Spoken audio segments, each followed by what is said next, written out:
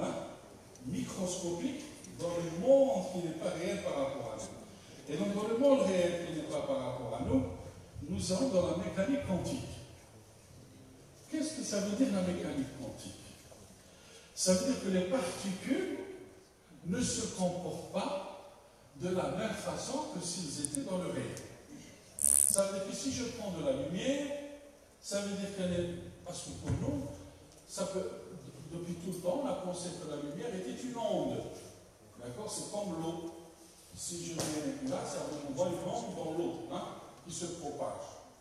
Et puis Planck, puis Einstein, il a dit non, la lumière, elle est faite de grains.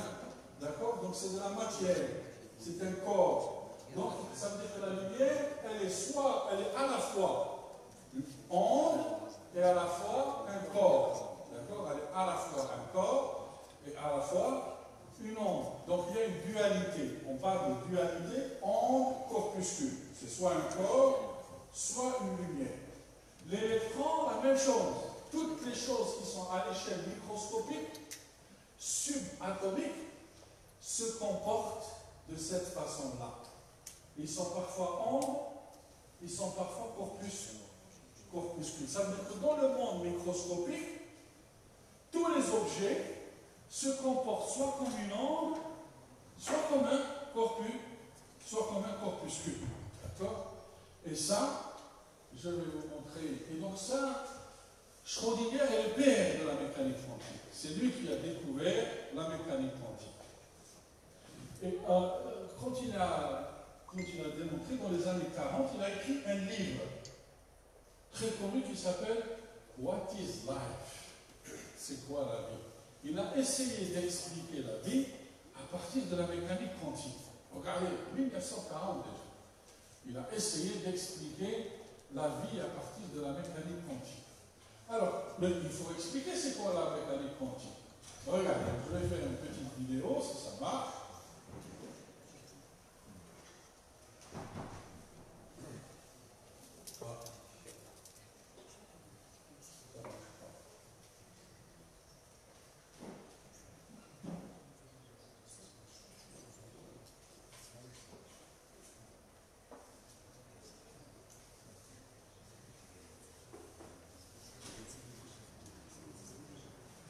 Ça marche pas. Alors, du nom d'une corpuscule.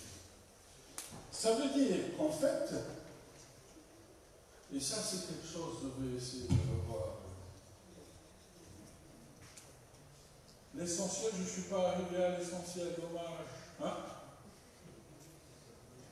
Le démon, on ne l'a pas vu.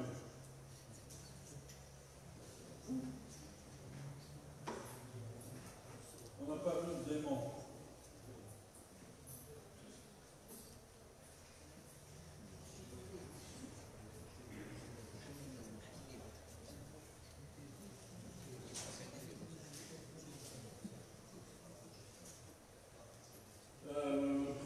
Monsieur le modérateur, vous m'arrêtez hein, quand il le faut. Hein. Parce que moi, si je n'arrête pas. Hein.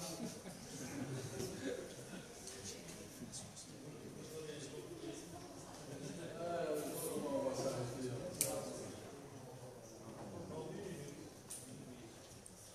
Alors, regardez, c'est quoi la mécanique quantique? Vous êtes là. Tant que je ne vous vois pas,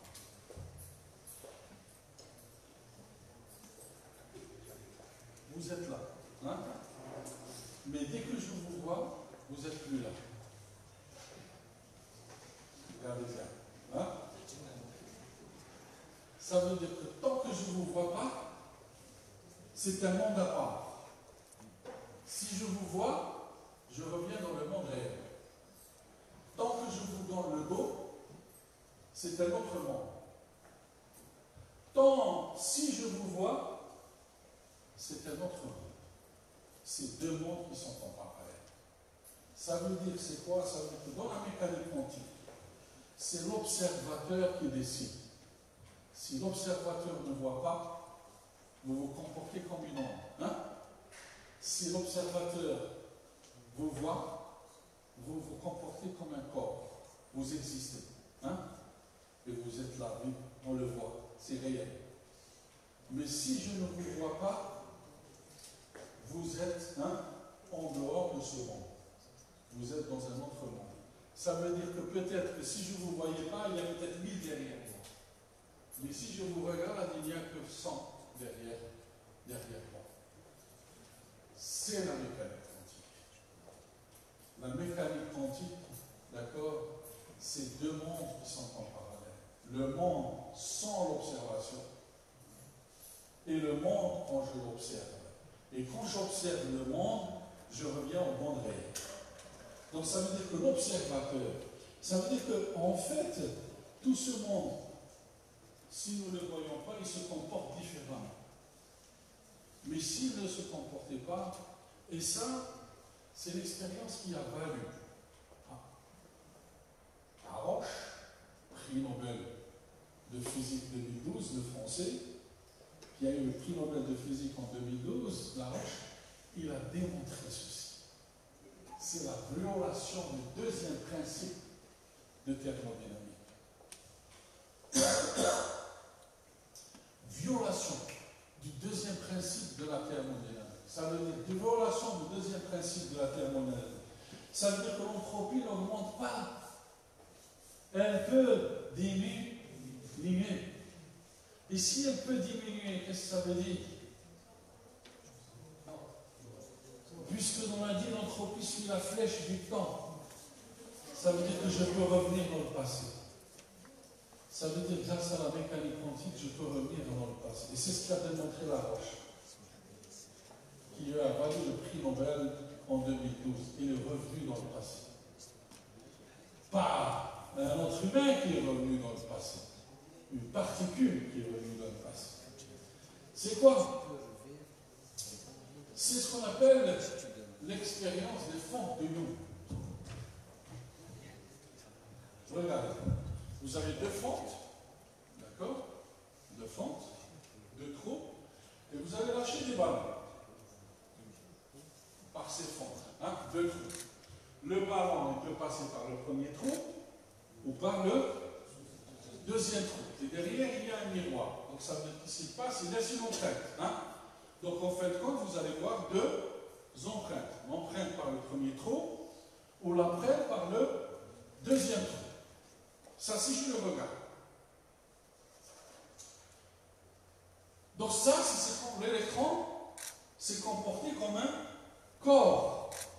Mais si l'électron se comporte comme une onde, si vous envoyez une onde par le premier trou et une onde par le deuxième trou, à la sortie, ils vont se mélanger, les deux ondes. Donc ils vont former des interférences. Ils vont former des franges. Vous allez voir plusieurs traits sur le tableau. D'accord? Donc ça veut dire que l'électron s'est comporté comme une onde. Donc l'électron se comporte comme une onde, il se comporte comme un électron. Alors à Roche, l'expérience, il a dit, après les trous et l'écran, d'accord, je vais voir. Donc il n'a pas vu. Il a laissé je ne vois pas. Ça veut dire que les instruments de mesure ne mesurent pas. Il voit à la fin de l'expérience qu'est-ce qu'il y a derrière l'écran.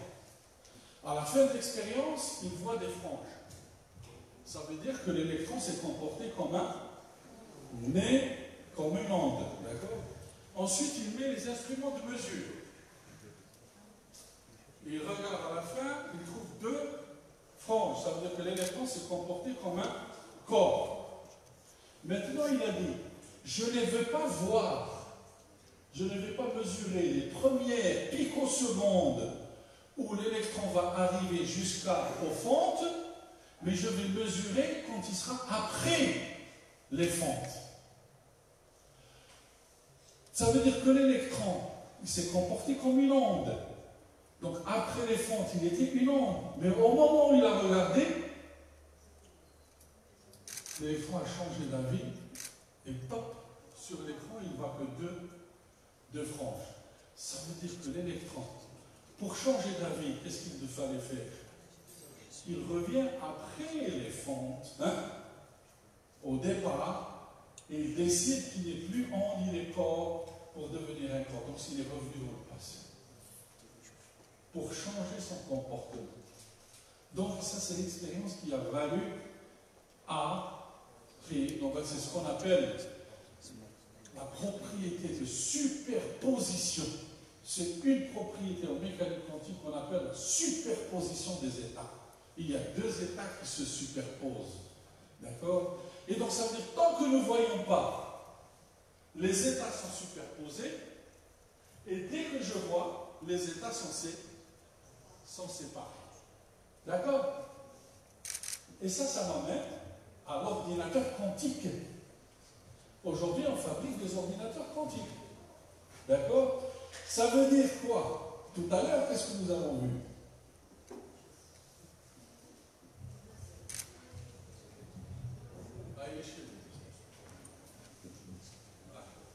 On va voir maintenant comment un ordinateur quantique va fonctionner. C'est ça? Regardez, un ordinateur normal, un bit, il y a soit le 0, soit le 1. On ne peut pas avoir les deux. Il y a soit le 0, soit le 1.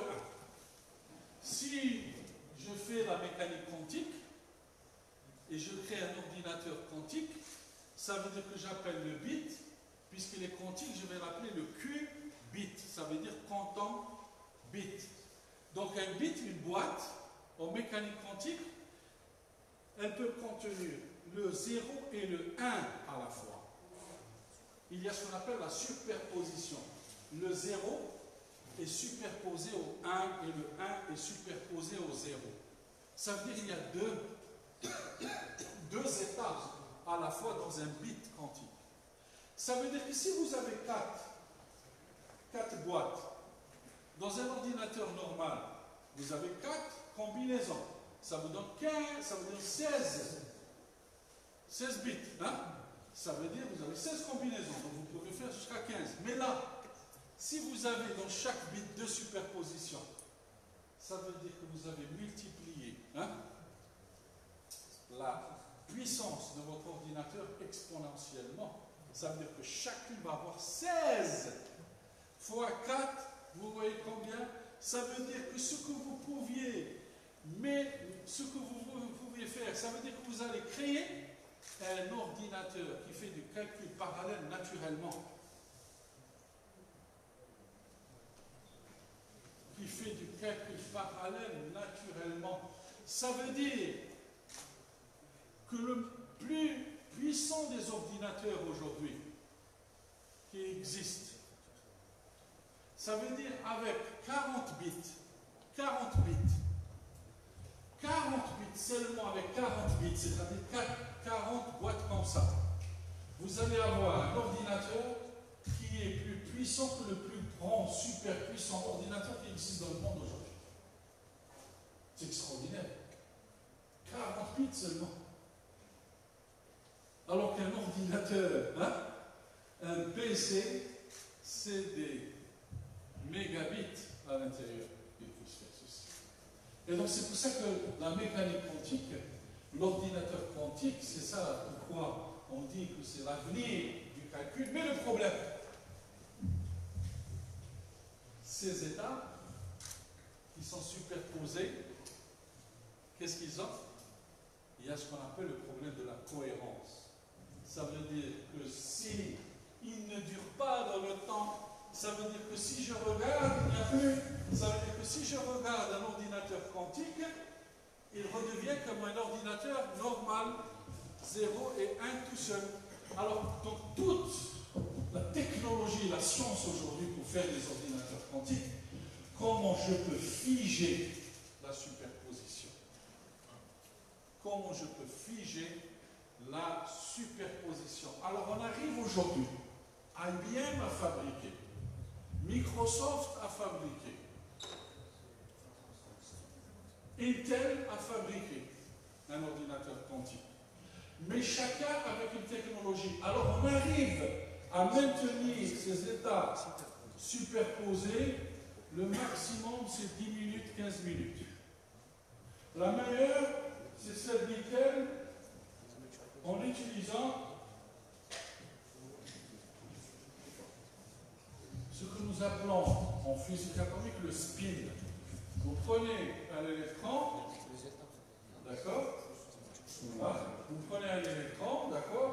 Un électron, on le prenez par sa charge, par sa masse, mais quand on est en mécanique quantique, on introduit une troisième grandeur qui est due au magnétisme qu'on appelle le spin. Et donc chaque état peut contenir deux spins. Deux spins. Ils peuvent être tous les deux dans les deux sens. Ils peuvent tous les deux être un dans un sens en bas et l'autre dans le sens haut, hein, ou ils peuvent être tous les deux dans le sens bas. D'accord? Donc, c'est des états superposés. Donc, on arrive à créer un bit quantique à partir d'un spin d'un électron. D'accord? Et donc, Intel a fabriqué, elle peut rester jusqu'à 1 heure, maintenir l'information pendant 1 heure. Ça veut dire, et pour maintenir ceci, qu'est-ce qu'il faut? Il faut que je sois à des températures proches du zéro absolu. Donc ça veut dire que les ordinateurs quantiques, ils ont une taille peut-être comme ça aujourd'hui, il faut les refroidir. Donc ça veut dire que la technologie, on est encore loin d'avoir un ordinateur quantique, d'accord, qui puisse fonctionner normal. On se dit aussi, la première machine de Turing, le premier ordinateur, il avait aussi cette taille-là au départ. Et donc peut-être dans 30 ans, on aura aussi un ordinateur quantique qui sera dans un petit de poche. Et donc ceci, c'est quoi? Tout ceci est dû à ça, au démon de Maxwell.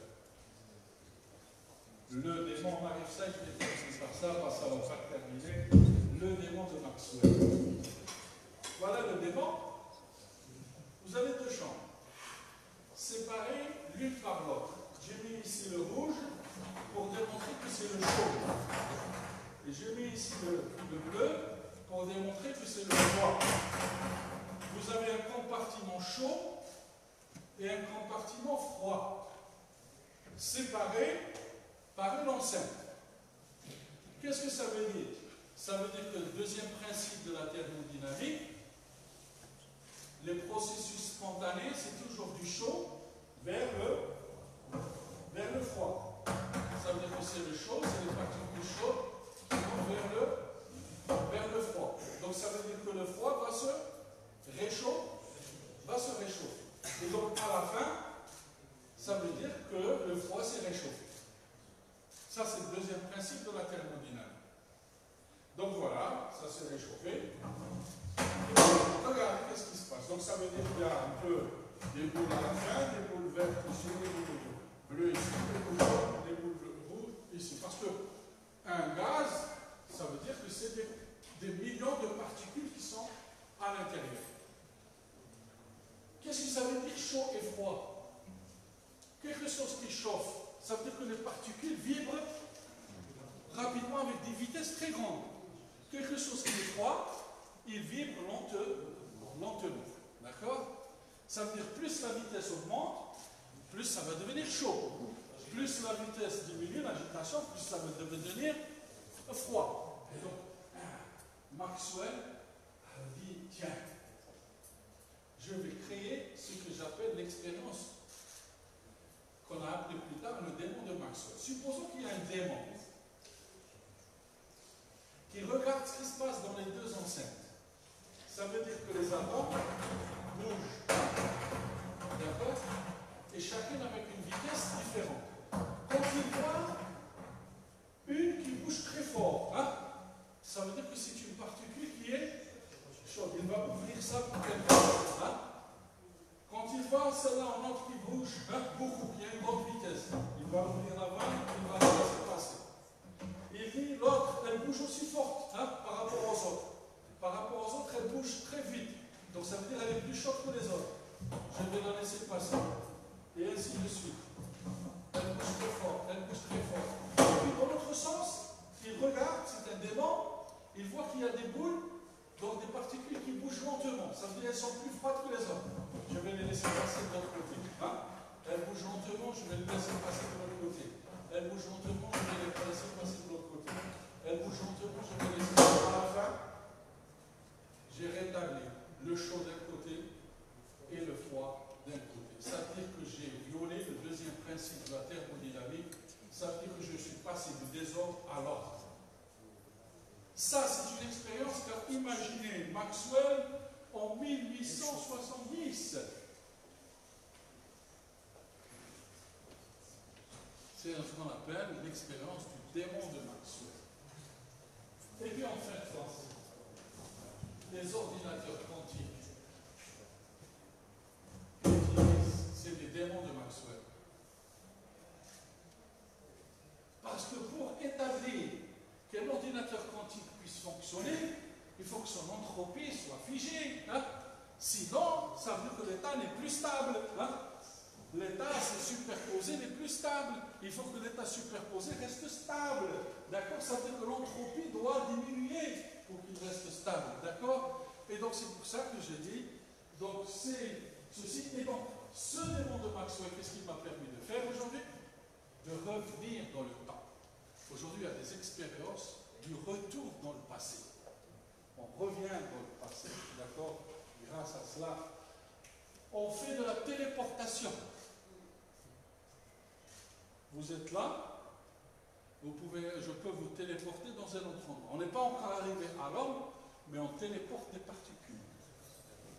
On peut téléporter des particules de cet endroit à cet endroit. On fait du cryptage. Le plus grand cryptage, ceci par ceci. Et puis, ça parce que aussi par rapport à quoi? Par une autre propriété de la mécanique quantique qui s'appelle quoi? L'enchevêtrement. L'enchevêtrement quantique. Qu'est-ce que ça veut dire l'enchevêtrement quantique?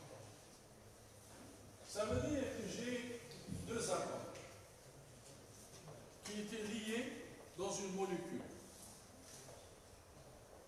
Et puis j'ai cassé les deux atomes. Cet atome, il est parti dans un lieu. Hein? Et celui-là, il est resté ici. Si je chauffe cette boule, l'autre, elle va la ressentir. Même s'il n'y a aucune relation entre eux. Je chauffe celle-là, l'autre, elle va la ressentir. C'est ce qu'on appelle l'enchevêtrement quantique. Ça veut dire que tout est corrélé. Ça veut dire que si nous avons, au départ, nous étions unis ensemble, d'accord? Nous avons une relation entre nous, et puis, le temps passe sans se séparer. Moi, je suis au Brésil, hein? Et moi et l'autre est en Algérie. Si quelqu'un sent quelque chose, hein? L'autre au Brésil, c'est ce qu'on appelle, hein? D'accord? L'intrication quantique ou l'enchevêtrement quantique. Et ça, les Chinois viennent de le tester avec un satellite. Qui s'appelle le satellite Lucius. Ils ont fait cette expérience, ils l'ont testé. Et maintenant, les Américains sont en train de développer sur ce principe d'intrication comment les sous-marins peuvent se parler, même sous l'eau, d'accord? C'est plus les sonars comme avant, mais c'est par intrication quantique. Je vais m'arrêter là, parce que sinon on va...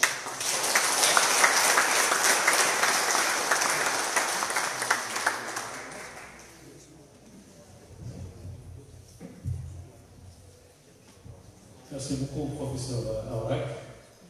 On voit que la mécanique quantique n'a pas livré tous ses secrets. Hein. Et pourtant, c'est la discipline, je m'excuse, entre parenthèses, la plus détestée des étudiants, parce qu'elle est plus compliquée, difficile, notamment l'entropie. Et l'entropie, il est très très difficile de l'enseigner aux étudiants comment l'histoire de l'ordre et du désordre.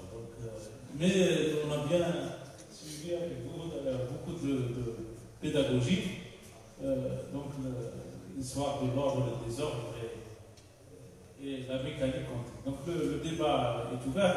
J'ai vu dans les slides, il y a aussi la dualité, de Broglie, Schrödinger et même l'incertitude d'Heisenberg et la tombe de Bohr et l'histoire de la probabilité aussi.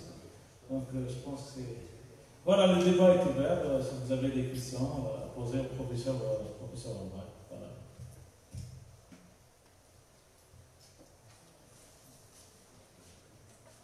Pas de l'eau.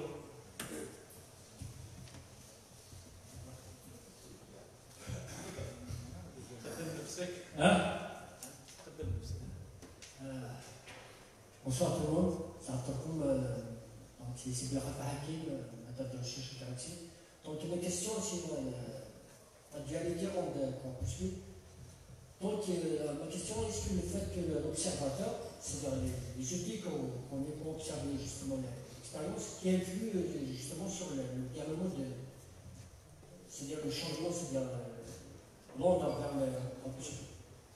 Donc ma question c'est ça, c'est est-ce que le fait que les outils qu'on utilise, par exemple dans les techniques de caractérisation, toujours on apporte une énergie pour recevoir. Donc la réponse, donc, ça a une énergie aussi.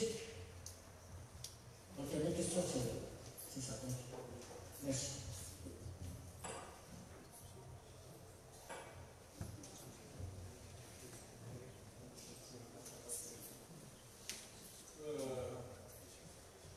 Par rapport aux outils,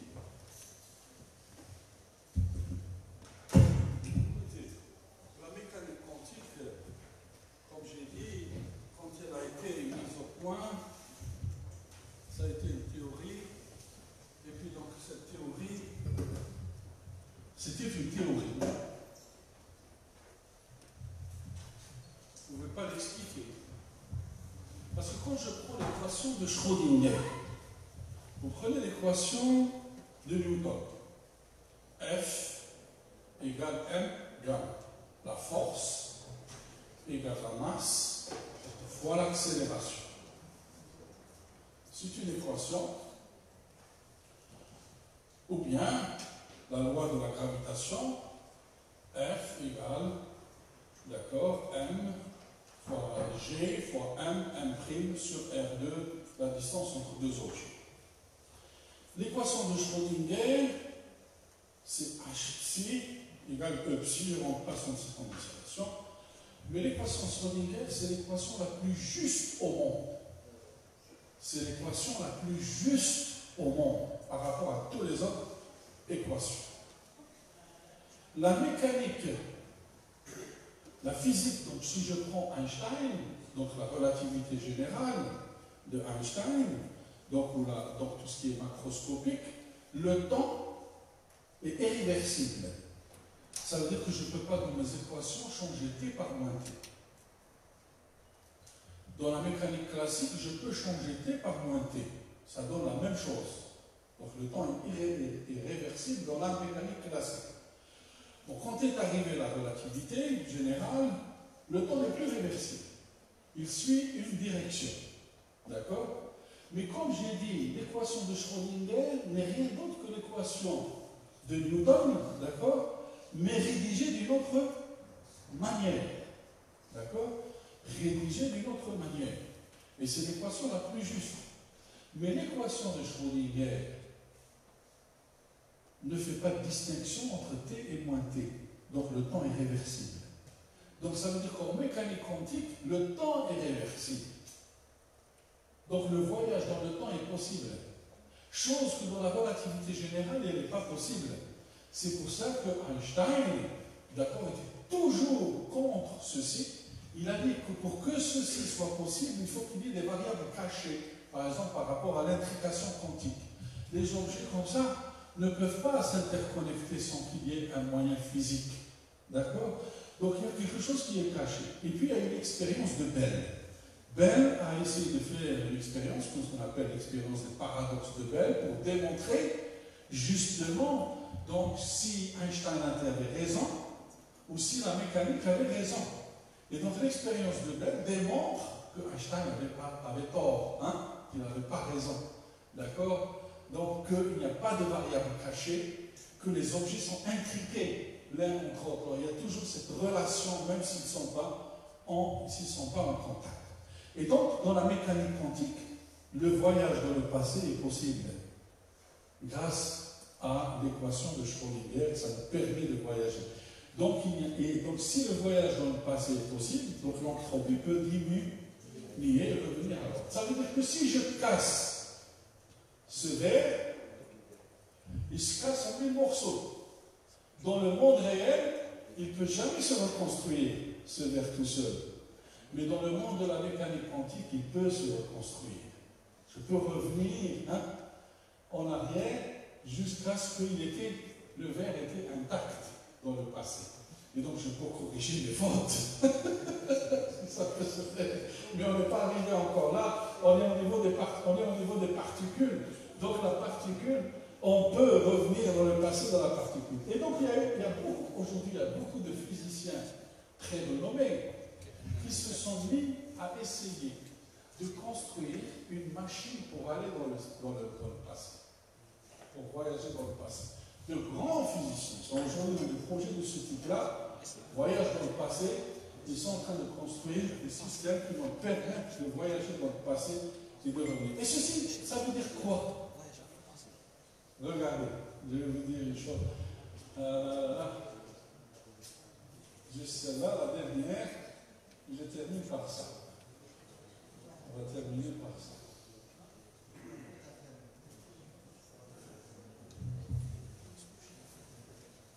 Allez-y, votre question, allez-y. Est-ce qu'il y a d'autres questions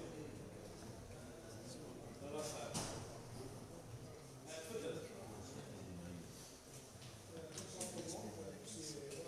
Allez, c'est Afrique, hein? Maître de recherche au CRPSE, j'ai une question concernant les trois concepts, matérialité contre atmosphère, l'objectif en matière de le 1 et l'aspect 3, l'aspect atmosphérique. Ouais. Donc ces trois concepts, en réalité, veulent dire la même chose. Ils sont juste exprimés Non. par le monde des verts. Non. Vas-y, quand même. Est-ce que dans ce concept-là, on va unifier les trois concepts pour expliquer le phénomène de la matière et l'antimatière? Oui. Voilà, c'est ça ma question. D'accord. Alors,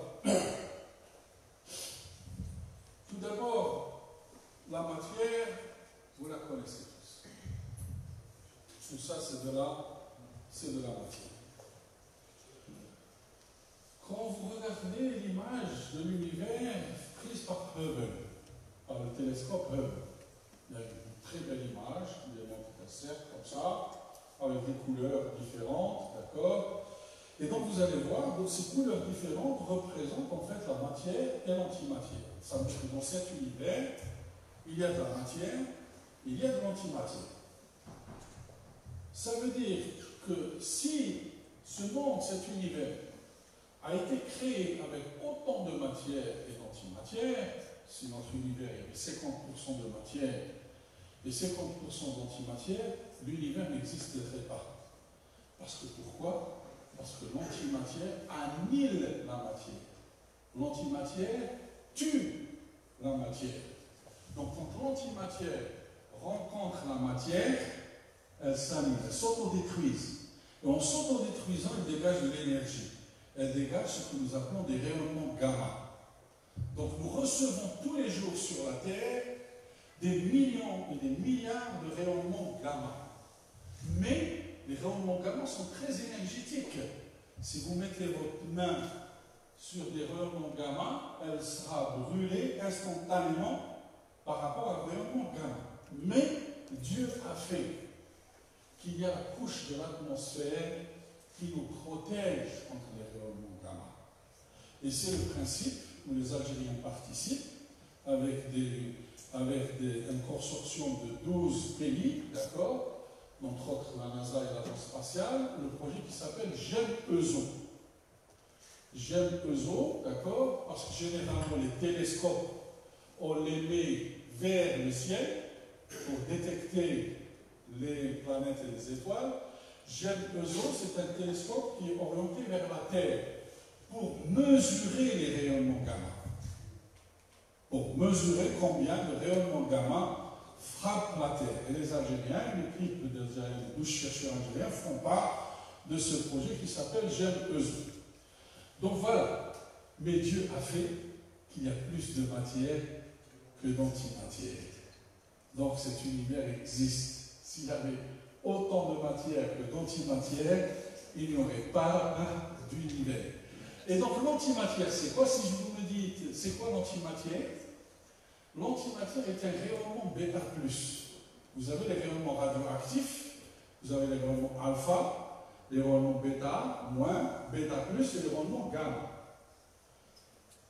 Qui est-ce qui a détecté la première fois de l'antimatière? Il lui a valu un prix Nobel. dans les années 60. Wilson, il y avait des télescopes qui scrutaient le ciel pour avoir des images du ciel avec des télescopes, d'accord? Et il prenait comme des rayons X, il prenait des photos, noir et blanc, et puis il voyait des trajectoires qui avaient toujours le même sens, des trajectoires qui avaient les mêmes sens de particules. Et puis soudain, il voit des trajectoires qui ont un autre sens opposé. C'est pas possible, c'est quoi ça? Moi je connais des particules, c'est que les électrons. Ils ont une charge négative. Ça veut dire qu'ils s'ils ont une trajectoire contraire à la trajectoire des électrons, ça veut dire que c'est des particules qui sont chargées positivement. Et il venait de détecter ce qu'on appelle les positrons. Donc l'antimatière est faite de positrons. C'est des particules chargées positivement. D'accord? Et donc, un spectre de positrons, c'est un spectre bêta+.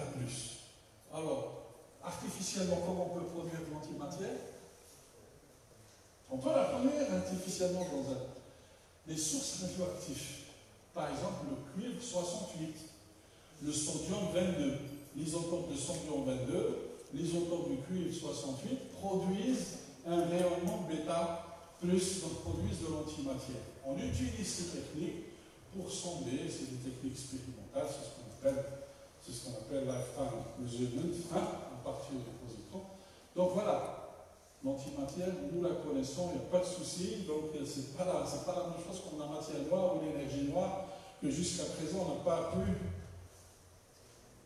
on l'a mis dans la théorie, mais on n'a pas encore ressenti comment ça se passe. Maintenant, qu'est-ce que vous avez parlé? Vous avez parlé de... J'ai oublié. Voilà, la dualité, comme j'ai dit tout à l'heure, comme on a dit, il est là, il n'est pas là. D'accord, la dualité, et puis, comme j'ai dit, la superposition des états. Regardez, on vient de découvrir. Il y a un article qui a été posté en 2012, d'accord, sur une équipe italienne qui a fait une expérience et qui vient de découvrir que les neutrons sont les indices quantiques d'un monde parallèle. Dans certaines conditions, regarde, ils disent, cet article qui a été publié. Ils disent dans certaines conditions, des neutrons libres soumis à un champ magnétique disparaissent. Quand des neutrons, je les soumis à un champ magnétique, ils disparaissent. La question, où passent-ils donc? Où ils sont passés ces neutrons? Dans un monde parallèle. Ça veut dire qu'il y a un monde miroir. Ces neutrons qui étaient là visibles, si je les soumis à un champ magnétique, ils disparaissent. Ils sont partis dans un monde parallèle. Regardez, Dieu parle de monde parallèle. Il y a Marshall al-Jinni ou al-Ins. C'est deux mondes qui sont parallèles. Le monde des êtres vivants et le monde des djinns. Et tous les deux, ils s'adressent à eux. يا معشر الجن والإنس إن استطعتم أن تنفذوا في أقطار السماوات والأرض فانفذوا ولا تنفذون إلا بالسلطان. Ça veut dire que si vous voulez chercher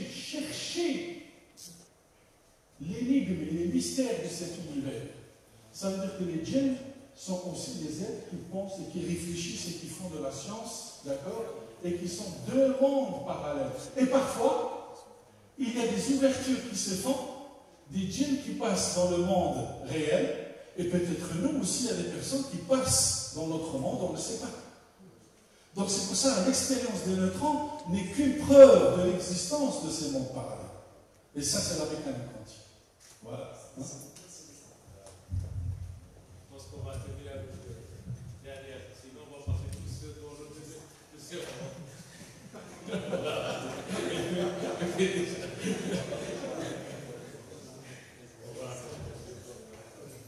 Enfin, l'équilibre, vous êtes les chimistes, vous êtes nombreux, je vais donner la parole à...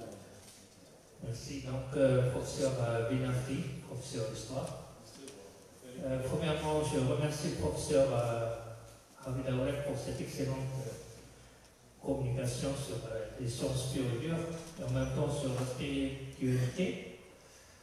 Je voulais poser cette question parce que je suis passionné par comme tout le monde, je pense, sur cette possibilité de voyager dans le temps.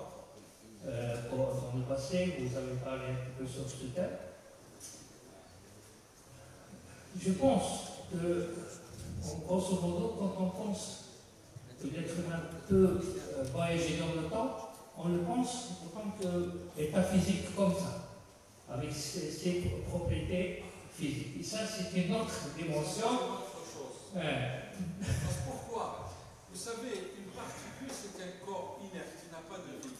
Mais si vous voulez téléporter de la vie, c'est une organisation biologique et chimique. Et ça veut dire qu'elle part de reconstituer l'homme biologiquement et chimiquement. Une particule, il n'y a pas de souci, c'est une particule, c'est la matière. Donc, comme ça, ma question. La question qui se pose, c'est-à-dire nous les êtres humains, les êtres vivants, on n'était pas comme ça au début. On était aussi à l'échelle microscopique. Microscopique, ça veut dire on parle des atomes, on parle. Donc il y a une évolution qui permet que ce corps, il devient ce corps. Il y a, comme vous dites, l'ordre et le désordre.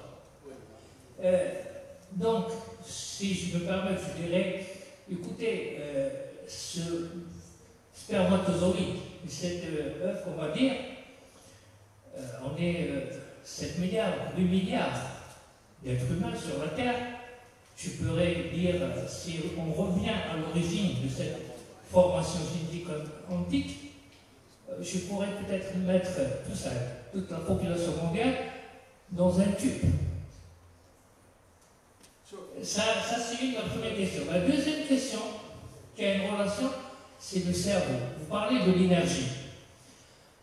Regardez la pensée humaine, antérieure ou même future, elle passe, peut-être génétiquement, ou ce que vous passez à travers ce spermatozoïde, et elle se transmet de génération à d'autres. Et cette énergie, elle est sur le palpable, sur la matière. Donc, comment expliquez-vous cette équation? Merci infiniment.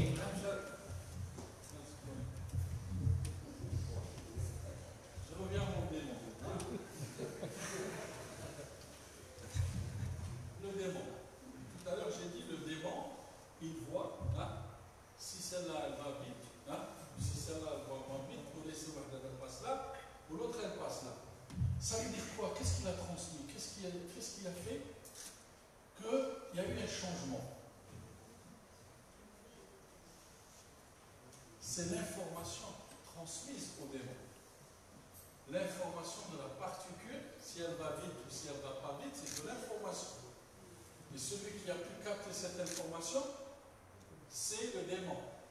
Ça veut dire qu'en fait, le changement, le transfert, il n'y a pas que de transfert de quantité de chaleur ou de travail.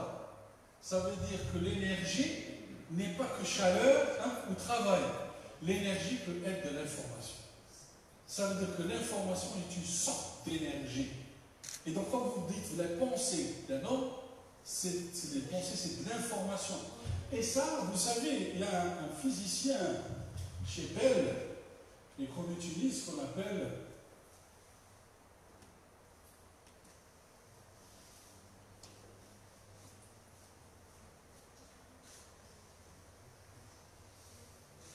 le principe de Mandeville. Vous savez, Bell, à l'époque, quand il fabriquait des ordinateurs, le problème avec les ordinateurs, quel est le problème avec les ordinateurs? Ils chauffent. Donc s'ils chauffent, ils endommagent les dispositifs.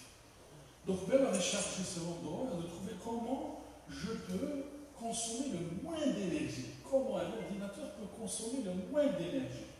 Et donc il a démontré, en fait, ça veut dire que quand je passe d'un 0 ou d'un 1 dans un bit, il y a un transfert d'énergie. Et donc il y a de l'énergie qui est produite. Donc l'énergie est produite. Le fait que je transfère, je passe de 0 à 1 dans un bit, ça veut dire que rejet de l'information qui a dégagé de l'énergie.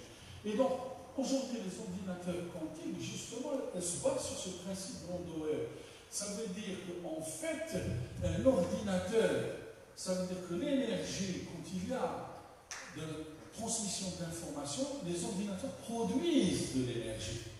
Donc ça veut dire qu'il y a une quatrième, tout à l'heure on a parlé de 3 grandeurs, d'accord, qui se concernent. Maintenant on parle d'une autre grandeur qui se concerne, l'information. Et peut-être la clé de tout cet univers, c'est la conservation de l'information qui va nous permettre de résoudre toutes les énigmes et les mystères de ceci. Et donc quand je parle d'information, parce que la conscience est un système quantique. La conscience est un système quantique. Et je vous dis, vous allez entendre mercredi, venez, tous. Je vous demande, d'accord? Parce que la personne qui va venir faire son exposé mercredi, c'est le top mondial dans ce travail-là. C'est Philippe Piment qui va vous parler justement de la conscience et de la mécanique quantique et des synchronicités. Qu'est-ce que ça veut dire? Ça veut dire que là, vous êtes en train de penser à un ami et soudainement il vous appelle au téléphone. Ça veut dire que votre pensée, vous êtes à des milliers de kilomètres, mais vous êtes intriqué mécaniquement, quantiquement. Ça veut dire que vous pensez à lui au même moment et il vous appelle. Ça veut dire qu'il a reçu cette pensée. Vous êtes en train de penser à un ami dans la rue et soudainement vous le croisez dans la rue. Ça, c'est ce qu'on appelle les synchronicités et la mécanique quantique. Et Philippe Guimond, mercredi, il va faire un exposé sur ça. Vous allez voir, c'est magnifique.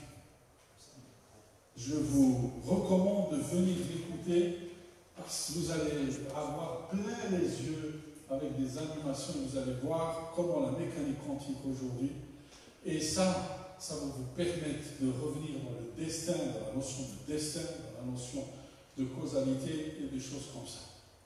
Mais venez mercredi, je ne suis pas spécialiste, mais lui, il va vous dire quelle est la relation de l'homme avec la mécanique quantique. Voilà, pour garder vos questions à mercredi, d'accord, c'est Achaf. On va les laisser pour le mercredi. D'accord, donc rendez-vous est pris pour prochaine Taga. Ah oui, bien sûr, les commentaires, c'est Achaf, c'est collègue. Benzaï Sarah, étudiante en agronomie. D'abord, une question toute simple. Quand vous parlez de la conservation de l'information, est-ce que c'est l'information elle-même ou la quantité d'information? Des questions par rapport à ce que vous venez de dire. Et ma question sur l'exposé d'aujourd'hui, pardon? J'ai dit l'information se mesure. C'est une mesure. Donc c'est la quantité d'information. Une valeur. Il ne faut pas avoir une valeur. Quand tu parles d'information, c'est la valeur de l'information. D'accord? Je voudrais que ce soit un peu plus clair pour ce qui est de l'observation. Ouais. Ce que vous appelez un observateur qui est en train d'observer un système, est-ce que c'est tout simplement recevoir des informations concernant ce système, ou bien le regarder dans la direction du système avec l'intention d'observer tout ça? Parce que là j'aimerais savoir quel est le problème vis-à-vis des ordinateurs quantiques. Parce que si on ne regarde pas, s'il y a un obstacle pour regarder, donc est-ce que ça reste quand même de l'observation?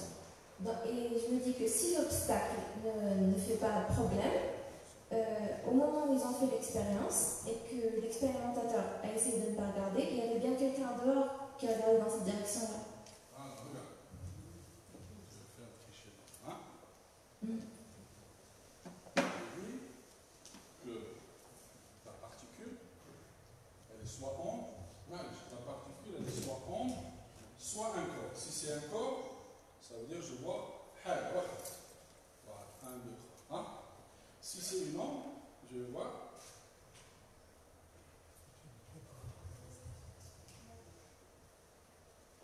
ça. Des pics et des ventres. D'accord? Donc ça veut dire que si je regarde, ça veut dire que je vais avoir plusieurs pics. Ça veut dire que tant que je ne regarde pas, c'est une ombre. Donc ça veut dire qu'il y a plusieurs. Ça veut dire qu'il y a 6 personnes. Hein? D'accord? Si je la regarde, elle est comme ça. Ça veut dire que si je ne la regarde pas, elle me donne la face de l'ombre. Si je la regarde, elle me donne la face du corps. D'accord? C'est ça la dualité entre corps et esprit. Donc, en mécanique quantique, le seul problème, c'est le problème de l'observateur. Parce que là, c'est des états superposés. Ils se superposent. Mais ces états superposés, quand je les regarde, ils disparaissent. Donc, ça veut dire que toute aujourd'hui la technologie, comment je peux figer ces états? Même si je les regarde, ils restent. Hein? Donc, on arrive à les faire dans les ordinateurs quantiques pendant un temps très réduit. D'accord? Ça veut dire que l'ordinateur quantique, aujourd'hui, il travaille pendant 10 minutes ou 15 minutes. Il vous fait des opérations. Ensuite, il disparaît. Et on le refait. La seule chose qu'on le fait aujourd'hui, c'est en faisant du refroidissement près du zéro. C'est pour ça qu'aujourd'hui, la fabrication des mécaniques quantiques, pour faire la superposition, il y a 4 solutions. IBM utilise des supraconducteurs, parce qu'on sait que des supraconducteurs, c'est-à-dire c'est des conducteurs qui font passer de l'extrait à des basses températures élevées. On les fait parce qu'on appelle à Roche. Hein? Les Français fabriquent avec Dell, aujourd'hui un ordinateur quantique, d'accord, SGUL, plutôt Bull, fabrique un ordinateur quantique en posant ce qu'on appelle les ions. Et ils piègent des ions. Un ion, c'est un atome avec lequel on a extrait un électron en moins. Les Américains utilisent les spins, et les Japonais et les Chinois utilisent ce qu'on appelle les spins de Majorana. Il y a 4 techniques aujourd'hui dans le monde. C'est des techniques très compliquées. Vous avez un ordinateur quantique, je ne sais pas si j'ai une image.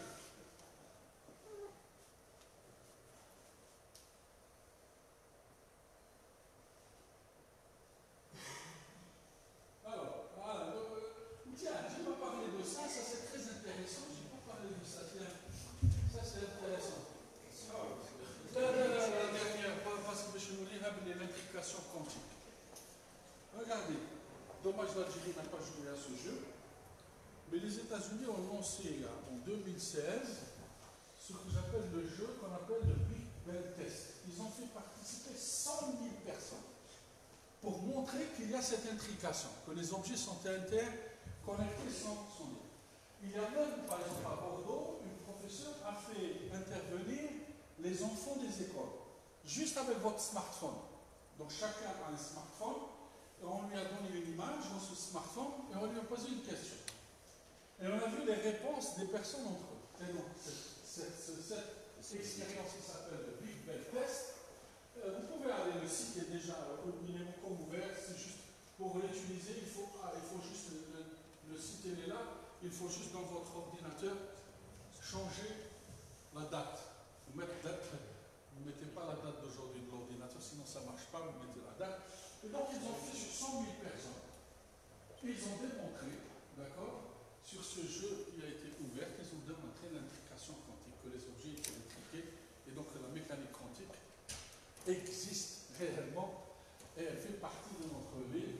C'est ce que nous appelle le test qui a démontré, qui s'appelle le Big Test. Hein? Big Bang Test. Hein? Voilà. C'est une réalité. Hein? Il faut lui faire avec la mécanique quantique. C'est la vie. Ça veut dire qu'aujourd'hui, nos enfants, dans les lycées, dans les universités, il faut que je concentre toutes mes études sur la mécanique quantique. Parce que je la trouve en biologie, en informatique, en électronique, en physique, en biologie, partout. Donc mettez-vous à la mécanique quantique et merci, ça sera.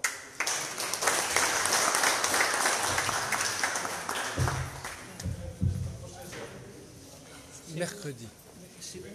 Oh, Ça sera à la SAFEX. à la SAFEX. Ça fait